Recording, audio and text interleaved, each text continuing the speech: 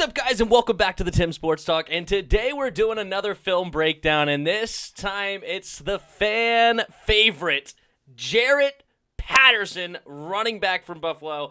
This dude has taken the preseason by storm here for Washington, and this guy is a lot of fun to watch. I really, really appreciate it, especially in a running back room also that's pretty light. Like, it's really Antonio Gibson, J.D. McKissick, and then there's a wide open spot for this dude, and I think he's going to make the team. But let's take a look. So first off, my initial thoughts on the signing of this undrafted free agent.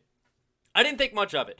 First of all, he was small. He's 5'8", 195, so not a big power back. And so I'm like, oh, maybe he's a speedster. Well, then I look at his 40-yard dash. He's like a 4.52 guy, 4.53. Not a speedster for that size either. So I thought, cool story. I'm hoping he works out. Apparently, he's a good buddy of Chase Young's. Grew up together. So hopefully he works out, but I didn't expect much, if I'm being honest, from JARET Patterson. I thought he may make the team, as I said, just because of a light room in there, because I thought maybe they keep 4, so Peyton Barber number 3, and then maybe JARET Patterson is a nice young guy to groom for the future. But now, let's get into the film breakdown. First thing I want to mention, because it's going to be noticeable throughout these highlights, is I love how he protects the ball. Right here in this image, you see he has that thing high and tight pretty much the entire time he's running with the ball. I don't know how many fumbles he had in Buffalo. I didn't look that up, but I bet it's not much. Like, this dude is legit protecting the ball. I mean, going through the holes, the creases, he has it high and tight. Running freely, he has that thing high and tight. You'll see the kick return later. High and tight. So I love that first off. So that's just going to be something that you could see throughout the day. This dude has some great vision through the run game. You could see he's setting up the runs. He's very patient whenever he's running. And sometimes that might bite him a little bit too hesitant. But for the most part, he's waiting for the blocks to develop and go. So many times you just see him wait, hit a burst. Beautiful, beautiful. And he's, as I already said, he's so small. He's so hard to find for the linebackers behind all those big offensive linemen. So him letting the block set up, the linebackers try to overcommit to one side because they don't know exactly where he is. He cuts it back all the time. It's so, so beautiful to watch. And every single time he comes out of that hole, that thing's high and tight. Another thing, the dude has a center of gravity. Being that small, you got one of these. That is amazing. So many times he's spinning off of tacklers right in the hole. He's pressing the hole. Defensive end's trying to come, or the linebacker, boom, gives him a move. In the first game, in the flat route, in the pass game, he caught it, boom, gives him a nice little jab step, slides over, makes him miss. Beautiful, beautiful move. This dude, he has a little wiggle to him. He's not the top-end speed guy, but he's got good acceleration and good burst through the holes. This guy needs the good old Gale Sayers quote, "Give me 18 inches of daylight." That's all this kid needs. There was one play in particular that I don't know where he zigzags that freaking pocket or the crease, and all of a sudden he gets out for like a 10-yard run. Or another one, he's running left. He jumps through, and the back end of it, I mean, there was like no room to run. It was just incredible, the ability that he can hit the smallest of holes, being that tiny of a guy. Give me 18 inches of daylight. Love it, love it, love it.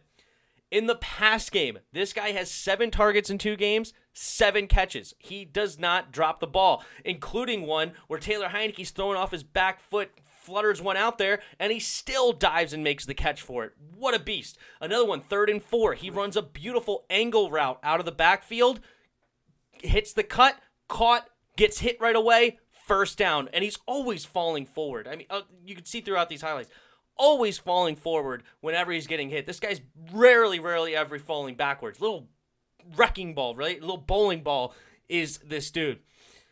The guy's stats right now, this is not film, but 4.3 yards a carry, 26 carries, 111 yards, and a touchdown. He did get that, and even in short yardage situations on that touchdown, he just hits the hole, keeps those legs churning, and finds a way to get in the end zone. Or in other short yardage situations, he just hits it and goes. Always keeping his feet moving, just like a running back is taught. He's freaking doing it. It's amazing to watch.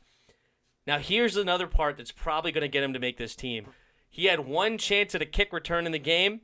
Yeah, 37-yard kick return. Come on. And the whole time he's having that thing high and tight. He is not going to fumble the ball. But if he all of a sudden can be a guy that we count on to be a kick returner, and we don't have to hold on to a guy like Danny Johnson or maybe even a punt returner, we don't have to hang on to a guy like DeAndre Carter, that helps open up other areas on other spots of the team that we can keep, like our draft pick Dax Milne or Darrell Roberts if they prefer him over Danny Johnson. I don't necessarily do, but you get the idea that he will take a spot that he's probably already going to get anyway because he's better than Peyton Barber. He's better than, I don't even remember the Washington or what. I don't know. Actually, I don't remember the other backup, but he's better than him because clearly I don't even know him.